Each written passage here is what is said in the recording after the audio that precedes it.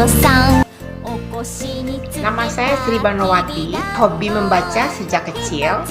Bahkan waktu kecil sering membaca buku sambil makan, sampai sering dimarahi oleh ibu karena makannya jadi lama. Ini saya akan membacakan cerita dari Jepang, yaitu Momotaro. Momotaro ada di channel YouTube buat oleh Yume Aru Channel. Pada zaman dahulu kala, di sebuah gunung ada sebuah desa terpencil. Di sana ada seorang kakek dan nenek. Pada suatu hari, nenek pergi ke sungai untuk mencuci baju. Nah, dari jauh kok ada warna-warni pink. Apa itu ya? Nenek liatin terus. Tiba-tiba begitu dekat, ada buah momo. Tahu kan buah momo atau buah peach ya? Ketika kakek kembali, nenek bilang sama kakek, "Kakek, ini ada momo tadi aku temukan di sungai." "Oh, betulkah? Mari kita makan kalau begitu." Mereka pun duduk di meja berdua.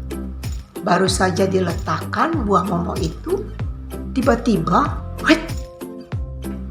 keluar seorang anak laki-laki yang lucu dan mungil. Kakek dan nenek pun senang sekali, bahagia sekali, karena mereka tidak pernah punya anak. Jadi mereka sangat mengharapkan anak. "Kalau begitu, kita namakan saja dia Momotaro, karena keluar dari buah momo." Nenek pun gembira dan menyahut, "Iya juga ya kek, cocok namanya Momotaro." Momotaro pun akhirnya diasuh oleh kakek dan nenek dengan penuh kasih sayang. Tiap hari anak ini menjadi besar karena makannya banyak. Badannya pun cepat besar. Kakek senang sekali karena ada cucu laki-laki di rumah. Diajaklah dia naik ke gunung untuk mencari kayu. Juga cara untuk memotong kayu. Dan ketika sudah menjadi anak remaja, kakek pun mengajari Momotaro untuk belajar bela diri. Karena kalau ada penjahat dan lain-lain, kan jadi bisa membela diri, ya enggak? Nah, akhirnya pada suatu hari ketika Momotaro sudah menjadi gagah dan ganteng dan pintar bela diri, ada berita nih dari desa. Katanya benda-benda berharga dari desa tiba-tiba hilang.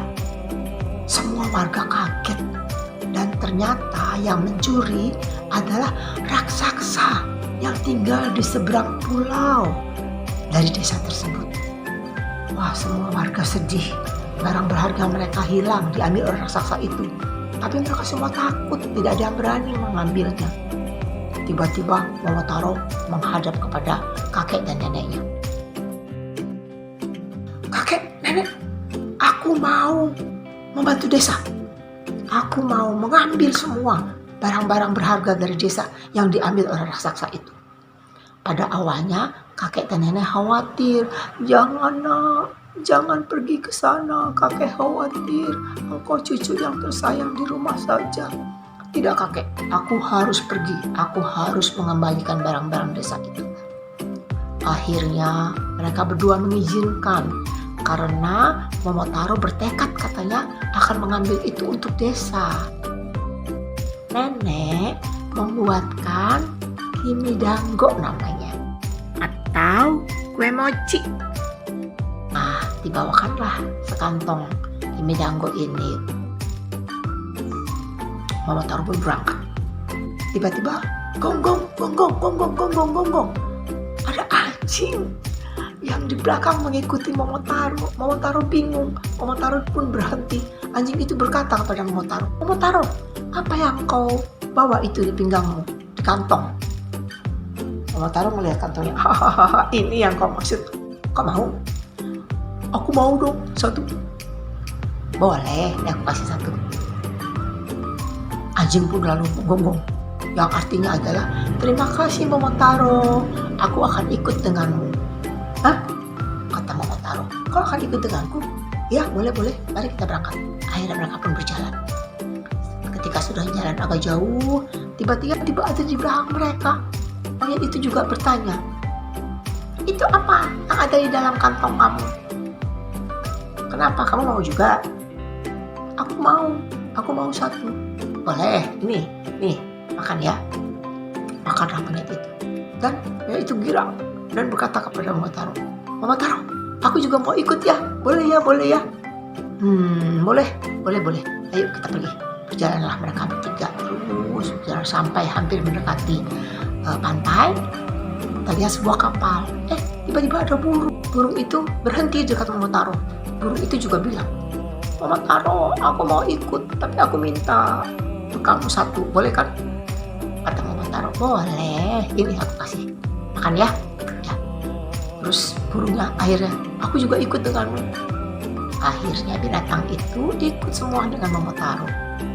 Naik kapal, terus menyeberang, sampailah mereka di pulau tempat si raksasa itu tinggal. Dan mereka berempat semua mengeluarkan suara pakai tenaga dalam, melengking dan menggelegar, sehingga raksasa yang ada di dalam merasa kaget dan dia tidak tahan mendengar suara itu semua.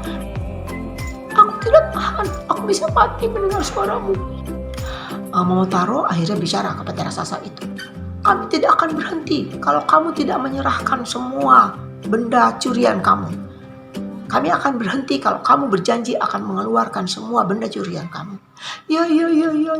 Maaf. Saya akan kembalikan semua barang-barang kamu. Aku akan kembalikan. Aku tidak mau lagi dengar suara itu. Aku bisa mati kalau aku mendengar suara itu. Baiklah, aku segera kembalikan.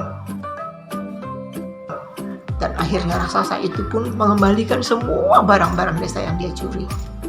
Dia pun pulang, naik kapal, dan pergi ke desanya Momotaro. Nah, begitulah cerita saya hari ini. Mudah-mudahan anak-anak Indonesia tercinta bisa menyukai cerita ini dan juga bisa mengambil intisari atau belajar dari cerita ini. Sampai bertemu lagi, selamat sayang.